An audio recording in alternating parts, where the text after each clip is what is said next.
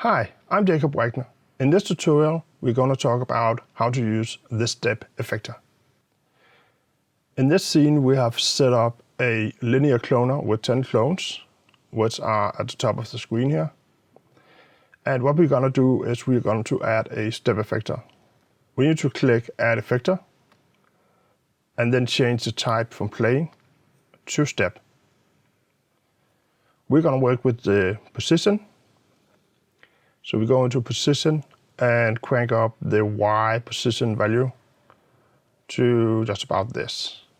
Now, when we do that, we can already see what the Step Effector is doing.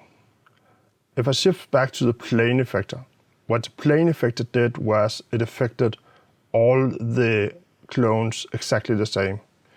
So in this case, where it's a little more than 700, all the clones are moving 700 pixels down. Where with the Step Effector, only the last clone is moving 700 pixels down. The first one is not moving at all. And then all the others are stepping between those values. And that is, of course, why it's called a Step Effector.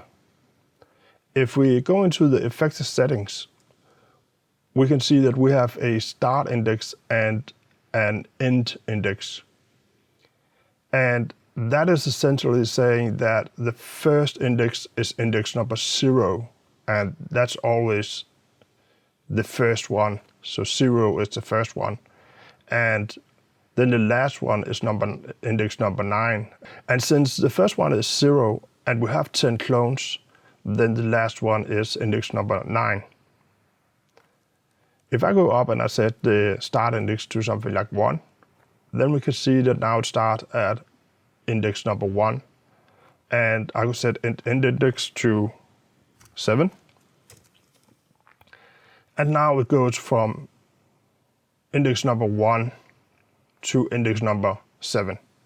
Let's undo that a couple of times so we get it back to 0 and 9. I'm gonna skip the curve value and come back to that a little later. So let's look at gap. It's pretty easy to understand. If I put in 1, then it's gotta jump 1 before it steps, and then jump 1 and step again.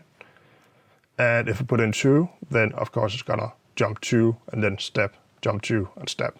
So that's the gap value. Let's put that back to 0. The offset value is a way of displacing or offsetting the step pattern. So the way these steps from 0 to 9, that is a pattern. And you can offset that pattern by dragging this offset value back and forth. And that's a way of animating your clone, because you can keyframe this. So instead of using a fall off to animate your clones with, you could use this offset value. And just by keyframing and animating this offset value, you can animate your clones from being one state to another state. And in this case, it's 2 different position states, but it could also be a scale state or a color state or a time remapping state or a combination of all the settings that you can do. So let's put that back to 0. And then we got this checkbox called loop. If we check that on, then now when you offset the pattern, it's gonna loop around. So the pattern is gonna go up to the last index number, and then it's gonna loop over to the first index number again and continue from there. And because of that, we're gonna get an animation that looks kind of like this. Kind of like a repeating pattern, if you will. And I think you can create something very interesting with this. Let's put this back to 0 again and uncheck the loop. Now, real quick, if you haven't figured it all out already, the weight is just the overall weight of the effector. So if I put this back to 0, you can see that I'm then turning off the effect of the effector. And you can animate this as well if you like. most of the time I'm using it just as an on-off switch. So if I want to switch off the effector, I set this to 0. And if I want to turn it on again, I just set it to 100, and now it's on. So sometimes when you're working, it's nicer to just switch off an effector completely and then turn it back on once you want to see what it's doing. So the last property up here that I skipped earlier is the curve. And the curve is a little bit different in that you should never use it up here in the effector settings. In fact, I would recommend that you never do that unless you really know what you're doing. What you should do is you should go down to the Cloner Effector layer and then press U on the keyboard. And you're going to see that the curve value has already been keyframed. So let's go into the curve editor and click on this curve. And here you can see that we have a keyframe at 0 and we have a keyframe at 4 seconds. And that's the range that we are always working with. It's always from 0 to 4 seconds. It's never to 5 seconds or 3 seconds. And the value at 0 seconds is 0, and the value at 4 seconds is 1. This curve is basically this curve. So the value at 0 tells the last clone how much is going to be affected. And 1 is the same as 100, it's fully affected. And the first keyframe tells the first clone how much is affected. And 0 is, of course, 0 affected.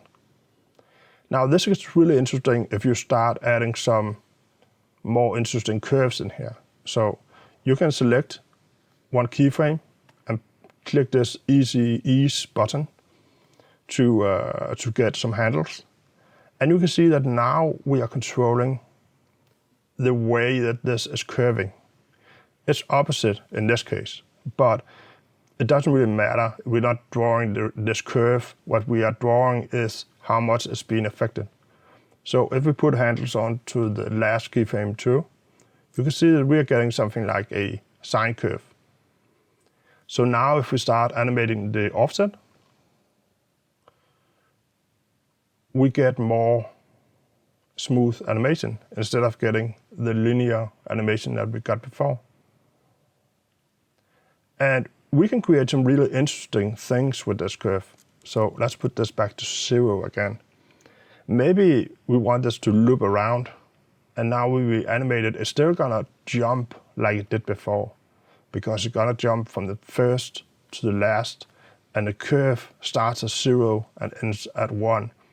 So it's gonna jump from being not affected to fully affected. But if we change the curve so that it starts at 0, then goes up to 1, and then goes back to 0, then we're gonna get a more smooth animation. Let's try to do that. We need another keyframe here at 2 seconds. You can do that by holding down Control or Command on your keyboard and clicking the curve. Then adjust those handles. By holding down Shift, you're going to get horizontal handles, and then put this up at exactly 1, and then take the one at 4 seconds and put it down to 0. And now when we drag this offset value, we get something like a sine curve.